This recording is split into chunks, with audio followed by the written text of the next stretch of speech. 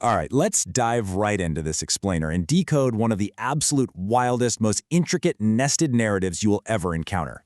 We're looking at a story from the Mahabharata's Parva, and honestly, it is a masterclass in how ancient epics handle the concept of fate. We're going to see how incredibly distant, completely seemingly unrelated events crash into each other to literally create history.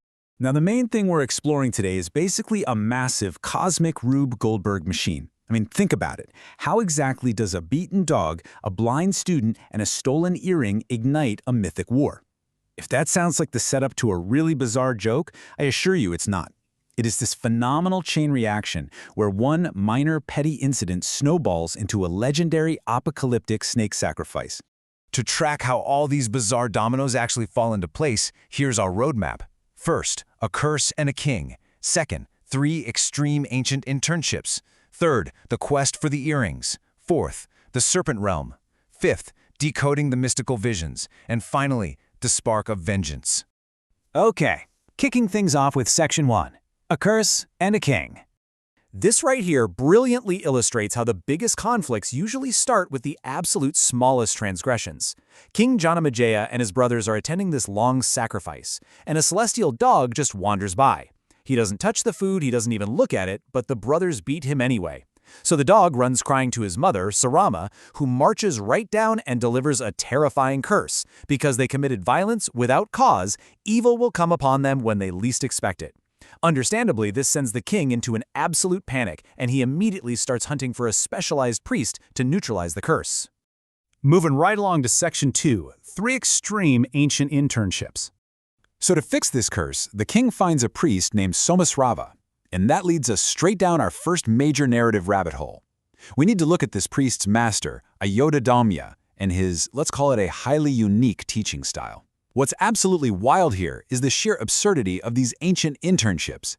You have Aruni, who is told to stop a breach in a watercourse. When he can't fix it, he literally lies down in the freezing mud and acts as a human sandbag to stop the flood. Then there's Upamanyu, who gets so hungry he eats toxic leaves, goes completely blind, and falls into a well. And finally Veda, who is basically treated like an ox, bearing extreme labor without a single murmur of complaint. The trials are brutal, but they actually lead to ultimate cosmic knowledge.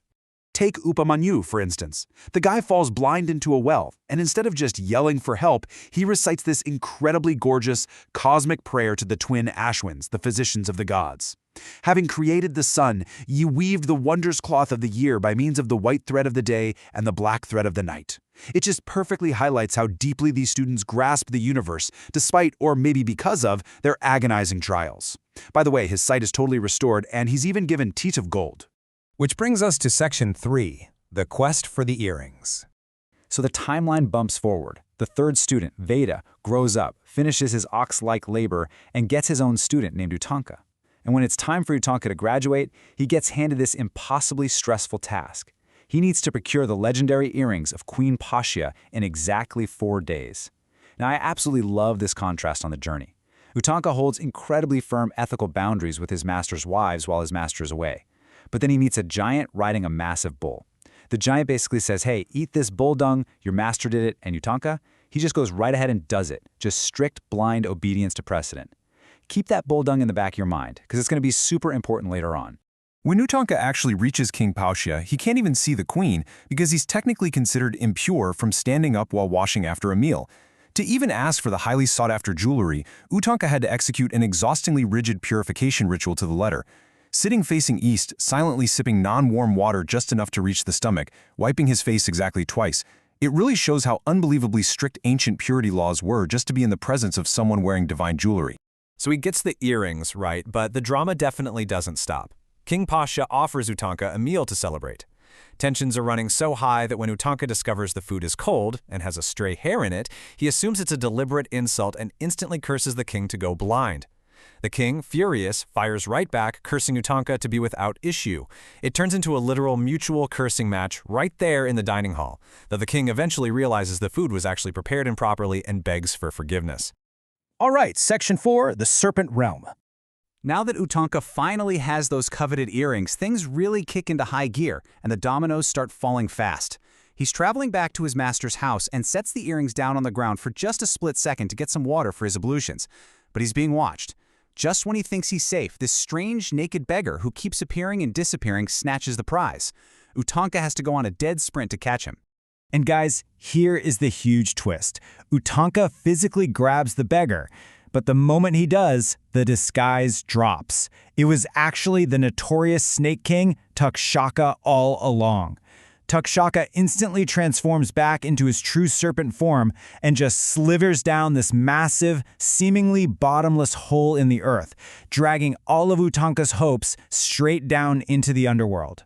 Utanka tries digging after him with a stick, which, obviously not going to work. But the god Indra sees his struggle and sends down his divine thunderbolt. With this insane divine intervention, Utanka blows the hole wide open. He steps into this infinite, mind-bending subterranean realm. We're talking a majestic city filled with hundreds of palaces, turrets, and thousands of super-powerful serpents. Next up, Section 5, Decoding the Mystical Visions. So inside, Utanka is trying to flatter the snakes with praises, but they totally ignore him. Then the whole thing shifts into this surreal fever dream of cosmic symbolism, and this is the ultimate aha moment of the whole story.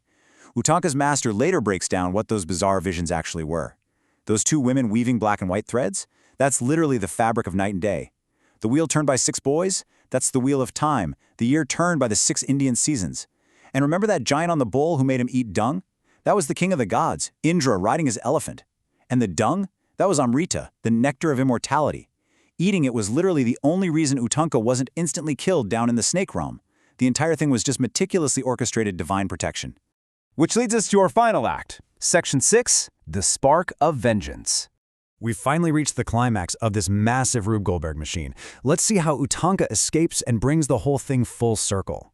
He's told to blow into a mysterious horse standing nearby. The second he does, flames and smoke just absolutely pour out of it, practically baking the serpent realm. It's a literal fire-breathing horse of the gods. A terrified Takshaka rushes out and surrenders the earrings.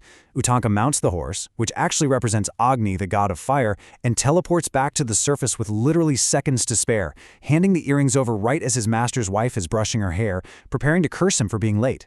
And boom, this brings us right back to King Janamejaya from the very start of our explainer. Utanka is back on the surface and absolutely furious at Takshaka. He marches right into King Janamajaya's court and demands, "It behoveth thee to burn the wicked wretch in the blazing fire of a snake sacrifice. O king, give instant orders for the sacrifice." He reveals to the king that Takshaka was the exact same serpent who assassinated the king's father. So Utanka channels his anger to incite the king, demanding a massive, blazing snake sacrifice for vengeance. And the king agrees. The epic, massive war against the serpents kicks off. Just look at how perfectly this web was spun.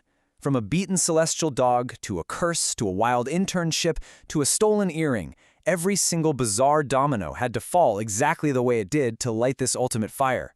So it really leaves you wondering, in the grand design of fate, how much control do we actually have?